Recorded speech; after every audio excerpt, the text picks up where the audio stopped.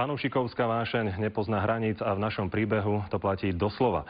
Diváci v ďalekej Minnesote sa nestačili čudovať, čo za dres s menom Mariana Gáboríka sa objavil na tribúne. Gáboríkové dresy idú v Minnesote poriadne na dračku, ale pochváliť sa originálom Dukly Trenčín sa veru nemôže hoci ktorý Američan. Všetci na mňa pozerajú, čo to mám na sebe, ale ja som na tento dres extrémne pyšný. Vďaka internetu sa dnes dá zohnať naozaj všetko. Kúpil mi ho syn za $100 a sebe hneď objednal Demitrov. Ako vidieť, popularita Slovákov v drese divochov je mimoriadne vysoká. Marian je skvelý hokejista aj človek. A samozrejme mám aj jeho podpis. Tu je.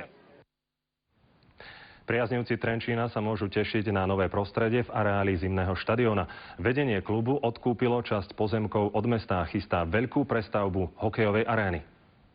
Zmodernizovanie západnej časti zimného štadióna je v pláne ako prvé. Toto je pohľad, ktorý už onedlho bude minulosťou. Súčasťou arény bude polifunkčná budova. V prvej fázi je to vybudovanie hotela a k tomu príslušných častí a v ďalšej fáze sa uvažuje o celkovom opláštení zimného štadióna.